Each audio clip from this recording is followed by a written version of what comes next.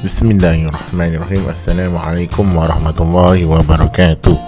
Dan selamat sejahtera. So kita teruskan lagi hari ini PDPR RBT ke bentuk teknologi di bawah teknologi pertanian.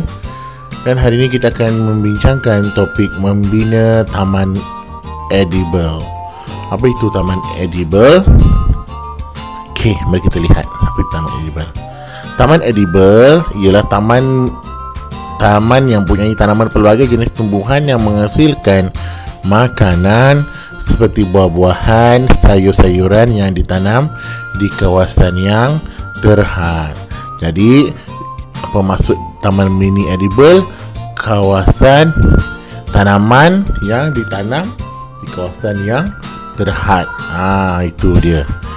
Kenalah dengan penanaman bandar tu. Sebab tu dah kita apply taman mini edible.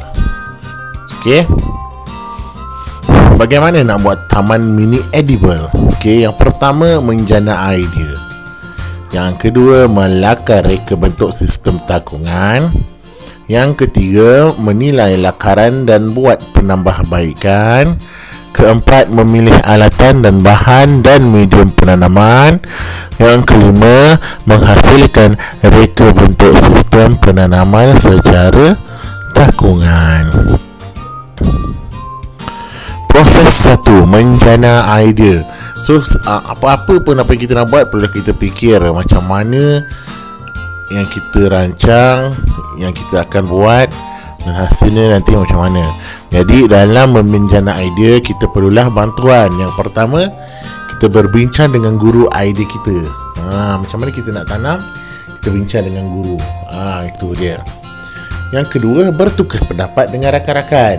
Mungkin rakan dalam kumpulan kita tu lebih baik pendapat dia, ataupun kita mempunyai pendapat yang lebih baik dan lebih bagus, yang lebih mudah. Kita boleh kongsikan kepada rakan-rakan. Yang ketiga mencari contoh melalui internet dan bahan bacaan. Yang ini penting juga sebabnya mungkin kita baru nak mula menanam. Dekat internet tu dah ramai orang buat penanaman secara taman mini edible ni. Okey. Maknanya di kawasan yang terhad dah banyak ada orang tak buat tanaman secara macam inilah, macam di kawasan yang terhad penanaman teknologi pertanian bandar. Yang keempat, boleh tanyakan kepada yang lebih arif. Contoh, dekat rumah awak, mak ayah awak ada tanam pokok bunga kan? Kadang-kadang ada tanam sayur sikit-sikit. Boleh tanya pada mereka macam mana nak cari tanah yang bagus. Okay, kawasan mana nak tanam. Kita tak boleh simply tanam kat depan pintu pagar, tak boleh kan. Jadi, kita kena tanya mereka kat mana tempat yang sesuai. Okay. Nanti kita akan masuk lagi. Okay. Yang kedua melakar sistem takungan. Okey, di dalam di sini dalam buku teks ada menunjukkan gambar-gambar lakaran-lakaran takungan sistem takungan air. So jadi sekurang-kurangnya kita kena lakar 2 lakaran. Kalau satu kita tak boleh bincang. Kalau 2 kita boleh tentukan mana satu lakaran ataupun pilihan yang lebih baik.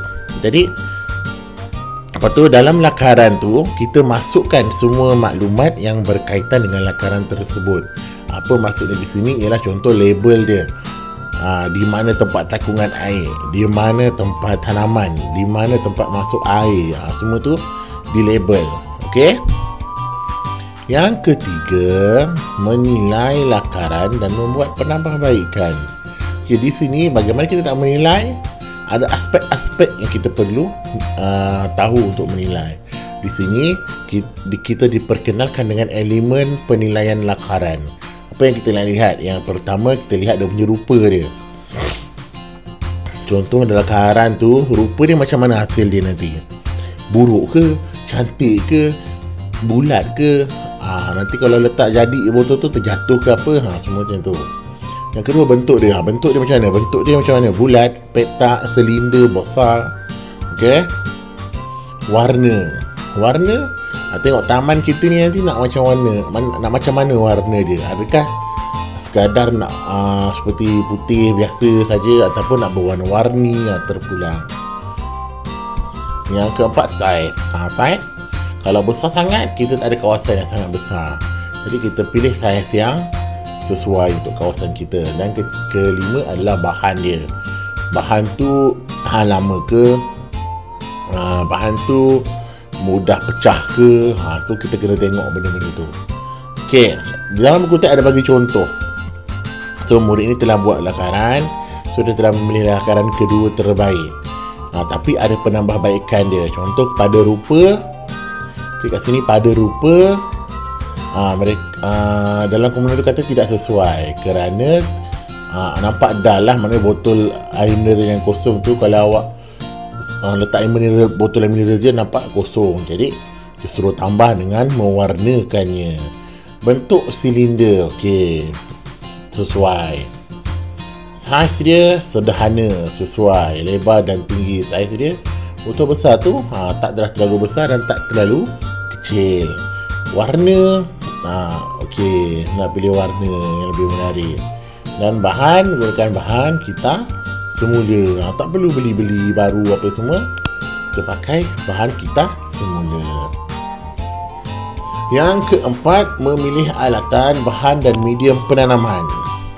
Murid perlulah mengenal pasti alatan yang sesuai semasa melakukan aktiviti penanaman.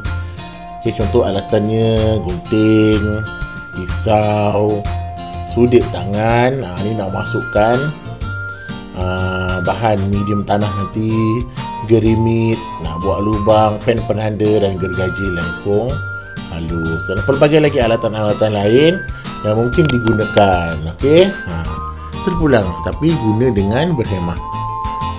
Yang kedua, kita nak pilih bahan pula. Bahan-bahan dia seperti lidi sate, paip PVC, botol plastik, tali mop, gabus dan cat sembuh.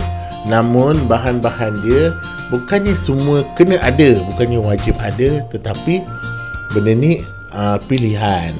Kalau tiada, kita boleh cari bahan-bahan lain sebagai ganti. Okey. Setelah alatan dan bahan, kita kena juga memilih medium tanaman kita. Medium tu seperti tanah. Tanah macam mana? Adakah nak pilih tanah merah, tanah pasir? Tak ada pasir tak boleh lah. Tanah pokok nak tumbuh macam mana? Tanah pasir tak ada khasiat kat situ. Jadi kita pilih tanah yang mempunyai nutrien untuk tumbuhan, seperti gambut kelapa dan leka. Leka ni apa? Dia tanah liat yang telah diubah bentuk, yang ubah. Misalnya tanah liat yang diproses. Jadi bila kita sebut tanah liat ni ada keupayaan menyimpan air. Jadi kalau gunakan leka, air sentiasa ada dan lambat kering lah. Dan yang seterusnya anak benih. Okey. Nombor 5, proses 5 menghasilkan reka bentuk sistem penanaman secara takungan. Dekat sini nanti pembelajaran seterusnya saya akan tunjukkan satu persatu macam mana kita nak buat sistem penanaman secara takungan. Okey, yang ni cikgu tunjukkan daripada buku teks saja. Nombor 1, kita tandakan menggunakan marker bahagian mana yang perlu dipotong. Kedua, kita potong. Ketiga dan keempat ni adalah lebih kepada corak, macam mana corak yang dia nak buat. So dah terhasil lah corak sini. Okey, alatan yang gunakan pen, marker, gunting dan pisau. Ingat, bila kita menyebut benda, guna benda tajam, sila berhati-hati. Jangan mengusik dikala menggunakan benda tersebut. Jadi guna dengan berhati-hati. Okey, seterusnya langkah 5, menebuk lubang. Langkah 6, langkah 7, meletakkan, menandakan pada botol, penutup botol. Ke-8, warnakan botol. Ke-9 menetapkan untuk penyukat kedalaman air. Okey. Ke-10, meletakkan sukatan air dan juga tali mop. Ke-11, masukkan dalam botol. Ke-12, masukkan leka. Ke-13, tanah gambut. Okey. Medium yang digunakan, ingat, tanah leka pengganti kepada tanah liat. Kadar sempadan air dia tinggi. So yang ke-14, meletakkan anak benih pokok. Ke-15, menuangkan air ke dalam bekas takungan air. Okey, kat bawah ni ada. Tapi dia dah spray, dia tak nampak sebab dalamnya ada takungan air. So ini adalah contoh hasil kerja murid. So sudah pastikan air sentiasa diisi bagi mengelakkan sumber air menjadi kering. So sampai satu masa kita tengok adakah kita tak perlu, bila kita guna sistem macam ni, sistem takungan, kita tak perlu siram air selalu kerana sistem ni telah memberi air. Jadi cumanya kita kena pantau berapa banyak air yang ada di dalam sistem takungan ni. Okey. Nota taman edible. Taman ini boleh diubah suai mengikut keadaan kawasan tanaman kita. Jadi rumah kita kecil, jadi kita tengoklah, kita sesuaikan dengan rumah kita. Kalau rumah kita luas lagi, kita boleh gunakan alatan yang besar, bahan yang besar. Okey. Tanaman perlu dijaga bagi memastikan sumber untuk tanaman tumbuh mencukupi.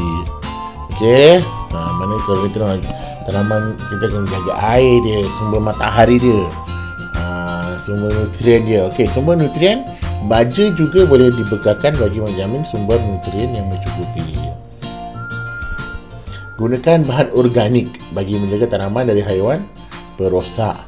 Pastikan apabila kita menggunakan sistem takungan, tiada jentik-jentik membiak untuk elakkan nyamuk Aedes. Itu penting. Bila kita ada sistem takungan air, tengok dalam takungan tu ada tak tempat atau lubang untuk haiwan membiak, iaitu terutamanya nyamuk. Kita nak elakkan rumah kita daripada nyamuk Aedes. Jadi okey, macam baja pun, baja pilihlah yang organik. Sebabnya bila kita sayur yang tumbuh nanti, kita nak makan sayur tu selamat dan tidak beracun. Elakkan atau seboleh-bolehnya kurangkan menggunakan bahan-bahan kimia, sebab dalamnya ada racun yang jika kita contoh makan sayur tu kalau kita tak bersihkan dengan betul, dia akan memberi racun kepada badan kita. Okey, sekian sahaja. Alhamdulillah, ini saja pelajaran pada hari ini. Saya doakan semoga kita dapat bertemu di sekolah selepas ini untuk sama-sama kita buat taman mini edible ini. Okey, dan ia adalah salah satu projek amali juga untuk subjek reka bentuk dan teknologi. Jadi itu saya mohon murid jaga diri dan bolehlah cuba-cuba semasa cuti sekolah nanti bersama ahli keluarga. Okey, mana tahu ada yang nak buat sistem takungan, buat taman mini edible ni sendiri di rumah. Okey, so itu saja untuk daripada cikgu hari ini. Assalamualaikum warahmatullahi wabarakatuh.